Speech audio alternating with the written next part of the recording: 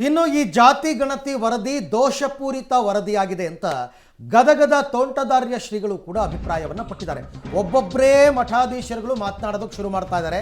ಈಗೀಗ ನೋಡಿ, ಗದಗದ ತೋಂಟದಾರ್ಯ ಮಠದ ಸಿದ್ದರಾಮ ಶ್ರೀಗಳು ಬೇಸರ ವ್ಯಕ್ತಪಡಿಸಿದ್ದಾರೆ. ವರದಿಯಲ್ಲಿ ಲಿಂಗಾಯತರಿಗೆ ಅನ್ಯಾಯವಾಗಿದೆ, ರಾಜ್ಯ ಸರ್ಕಾರ ಇನ್ನೊಮ್ಮೆ ಸಮೀಕ್ಷೆಯನ್ನು ನಡೆಸಬೇಕು. ಜಾತಿ ಗಣತಿ ವರದಿ ಸಾರ್ವಜನಿಕರಲ್ಲಿ ಸಂಶಯ ಹುಟ್ಟುಹಾಕಿದೆ. ಒಕ್ಕಲಿಗರು ಸೇರಿದಂತೆ ವಿವಿಧ ಜಾತಿಯವರು ಮುಂಚೂಣಿಯಲ್ಲಿದ್ದಾರೆ, ಆದರೆ ಲಿಂಗಾಯತರ ಜನಸಂಖ್ಯೆ ಗಣನೀಯವಾಗಿ ಕಡಿಮೆಯಾಗಿದೆ. ಹಾಗಂತ ಗದಗದ ತೋಂಟದಾರ್ಯ ಮಠದ ಸಿದ್ದರಾಮ ಶ್ರೀಗಳು ಬೇಸರವನ್ನು ವ್ಯಕ್ತಪಡಿಸಿದ್ದಾರೆ.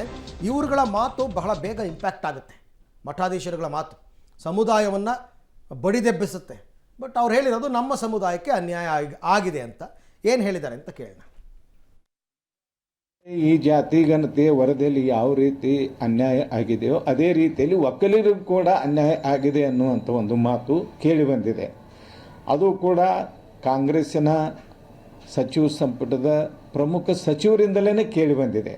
ಹಾಗಾಗಿ ಸಂಪುಟದಲ್ಲಿರುವಂಥ ಲಿಂಗಾಯತ ಸಚಿವರು, ಒಕ್ಕಲಿಗ ಸಚಿವರು ಕೂಡ ಈ ಒಂದು ವರದಿಯಲ್ಲಿ ದೋಷ ಇದೆ, ಈ ವರದಿ ಸಮರ್ಪಕವಾಗಿಲ್ಲ, ಇದನ್ನು ಮತ್ತೊಮ್ಮೆ ಪರಿಶೀಲನೆ ಮಾಡಬೇಕು ಅನ್ನುವಂಥ ಒಂದು ಅಭಿಪ್ರಾಯವನ್ನು ಆ ಸಚಿವರು ಕೂಡ ಹೊಂದಿರುವುದರಿಂದ 17ನೇ ತಾರೀಕಿನ ವಿಶೇಷ ಸಚಿವ ಸಂಪುಟ ಸಭೆಯಲ್ಲಿ ಏನು ತೀರ್ಮಾನ ಆಗ್ತದೋ ಅದನ್ನು ನಾವು ಕಾದು ನೋಡೋಣ. ಒಂದು ವೇಳೆ ವ್ಯತಿರಿಕ್ತ ಪರಿಣಾಮ ಬಂದರೆ ಸಮಾಜದ ಎಲ್ಲ ಪ್ರಮುಖರು ಒಂದು ಕಡೆ ಸೇರಿ ಅದಕ್ಕೆ ಏನು ಮಾಡಬೇಕು, ಯಾವ ರೀತಿ ಅದನ್ನು ಸರಿಪಡಿಸಬೇಕು ಅನ್ನೋದ್ರ ಬಗ್ಗೆ ನಾವೆಲ್ಲ ಪರಿಶೀಲನೆ ಮಾಡಿ ಆಮೇಲೆ ಒಂದು ತೀರ್ಮಾನವನ್ನು ಮಾಡ್ತೀವಿ.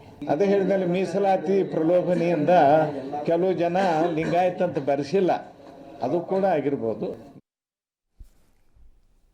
ಲಿಂಗಾಯತ ಮತ ಹೆಚ್ಚಿರುವಂತಹ ಕ್ಷೇತ್ರಗಳ ಮೇಲೂ ಕೂಡ ವ್ಯತಿರಿಕ್ತ ಇಂಪ್ಯಾಕ್ಟ್ ಆಗುತ್ತೆ ಅನ್ನುವಂತಹ ಆತಂಕ ಕಾಂಗ್ರೆಸ್ನ ಶಾಸಕರು ಮತ್ತು ಸಚಿವರು ಕಾಡ್ತಾ ಇದೆ.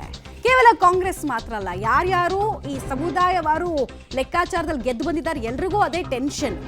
ಜಾತಿ ಜನಗಣತಿಯಲ್ಲಿ ವೀರಶೈವ ಲಿಂಗಾಯತ ಅಂತೆಲ್ಲ ಚಿತ್ರಗೊಳಿಸಿರುವಂತಹ ವಿಚಾರ ತಮಗೆ ವ್ಯತಿರಿಕ್ತ ಎಫೆಕ್ಟ್ ಆಗುತ್ತೆ ಅನ್ನುವಂತಹ ಆತಂಕ, ತಮ್ಮ ವೋಟ್ ಬ್ಯಾಂಕ್ನ ಅಡಿಪಾಯನೇ ಅಲುಗಾಡ್ಬಿಡುತ್ತೆ, ಕ್ಷೇತ್ರವಾರು ಮತ ಏರುಪೇರಾಗೋ ಆತಂಕ ಉಲ್ಬಣಿಸ್ತಾ ಇದೆ.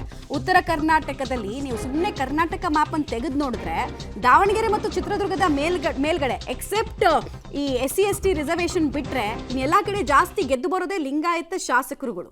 ಅವರನ್ನೇ ಸಚಿವರನ್ನಾಗಿ ಮಾಡಿರೋದು. ಕ್ಯಾಬಿನೆಟ್ನಲ್ಲಿ ಆಲ್ಮೋಸ್ಟ್ 8 ಜನ ಇದ್ದಾರೆ. ಇಲ್ಲಿ ತನಕ ರಾಜ್ಯ ರಾಜಕಾರಣದ ನಂಬರ್ಸ್ ತಗೊಂಡ್ರು ಕೂಡ 8 ಜನ ಲಿಂಗಾಯತ ಮುಖ್ಯಮಂತ್ರಿಗಳನ್ನ ರಾಜ್ಯ ನೋಡಿದೆ. ಸೊ ಎಲ್ಲ ಉಲ್ಟಂಪಲ್ಟ ಆಗುತ್ತಲ್ಲ ಅನ್ನುವಂತಹ ಆತಂಕ ಅವರಿಗೆ ಇದೆ. ಜಾತಿ ಗಣತಿ ಪ್ರತಿಗಳನ್ನ ಮಿನಿಸ್ಟ್ರುಗಳಿಗೆ ಕೊಟ್ಟಿದ್ದಾರೆ, ಶಾಸಕರಿಗೆ ಯಾರಿಗೂ ಮುಟ್ಟಿಸಿಲ್ಲ. ಒಂದನೇದು. ಎರಡನೇದು, ಆ ಜಾತಿ ಗಣತಿ ಪ್ರಕಾರ ಈ ಉದಾಹರಣೆಗೆ ನಮ್ಮ ಚನ್ನಗಿರಿ ವಿಧಾನಸಭಾ ಕ್ಷೇತ್ರದಲ್ಲಿ ಸುಮಾರು ಜನ 60,000 ಸಾಧು ಲಿಂಗಾಯತರಿದ್ದೀವಿ. ಆ ಒಂದು ವರದಿಯಲ್ಲಿ ಇಡೀ ರಾಜ್ಯದಲ್ಲಿ 69,000 67,000 ಸಾಧರಿದ್ದಾರೆ ಅಂತ ತೋರಿಸಿದ್ದಾರೆ. ಮತ್ತು ಯಾವ ಲೆಕ್ಕದಲ್ಲಿ ಇದೆಲ್ಲ ಜಾತಿ ಗಣತಿ ಆಗ್ತಿದೆ ಅನ್ನೋದು ನಮಗೆ ಗೊತ್ತಾಗ್ತಿಲ್ಲ. ಮಾನ್ಯ ಮುಖ್ಯಮಂತ್ರಿಗಳು ಹಾಗೂ ನಮ್ಮ ಏನು ಲಿಂಗಾಯತ ಸಚಿವರಿದ್ದಾರೆ, ಅವ್ರ ಕ್ಯಾಬಿನೆಟಲ್ಲಿ ಒಂದು 7 ಜನ ಇದ್ದಾರೆ.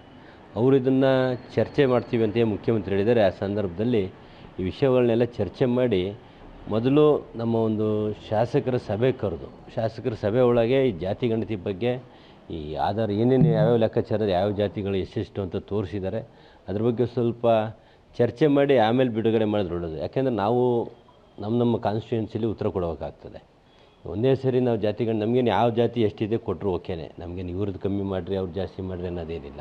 ನಾವು ಅದನ್ನು ಮುಂದೆ ನಮ್ಮ ಸಮಾಜದಲ್ಲಿ ತಿಳಿಸೋಕೆ ಅನುಕೂಲ ಆಗ್ತದೆ. 2015 ಜಾತಿ ಗಣತಿ ಅಂತಲೇ ಬಿಡ್ಬೇಕಂದ್ರೆ ಇವತ್ತು ಜಾತಿ ಗಣತಿಲಿ ಜಾತಿಗಳು ಜಾಸ್ತಿ ಆಗಿರ್ಬೋದು.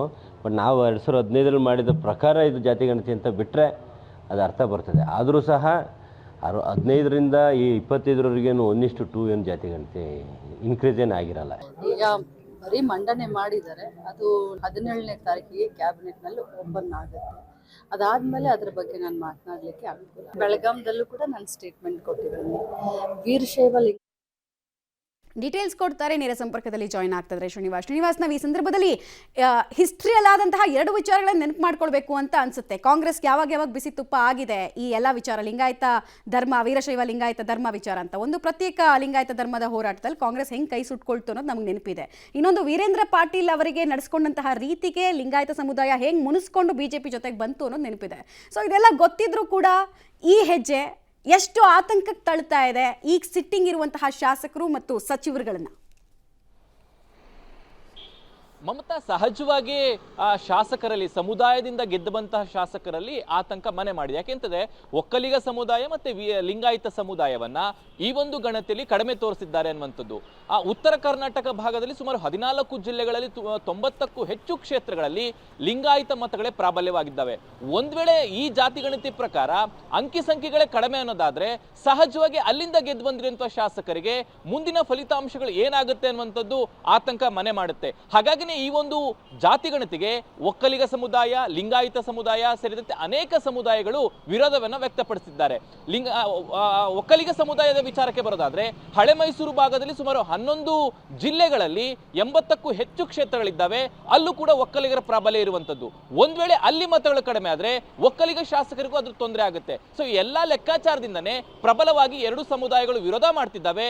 ಒಂದ್ ವೇಳೆ ಈ ಜಾತಿ ಗಣತಿಯನ್ನು ಅಕ್ಸೆಪ್ಟ್ ಮಾಡಿದ್ರೆ ನಾವು ಪ್ರತ್ಯೇಕವಾದಂತಹ ಗಣತಿಯನ್ನ ಮಾಡಿಸ್ತೀವಿ ಅನ್ನುವಂತ ಎಚ್ಚರಿಕೆಯನ್ನು ಸರ್ಕಾರಕ್ಕೆ ಕೊಟ್ಟಿದ್ದಾರೆ. ಹಾಗಾಗಿ ಸಿದ್ದರಾಮಯ್ಯವರು ಒಂದು ರೀತಿ ಜೇನಿನ ಗೂಡಿಗೆ ಕೈ ಹಾಕುವಂತಹ ಕೆಲಸವನ್ನ ಮಾಡಿದ್ದಾರೆ.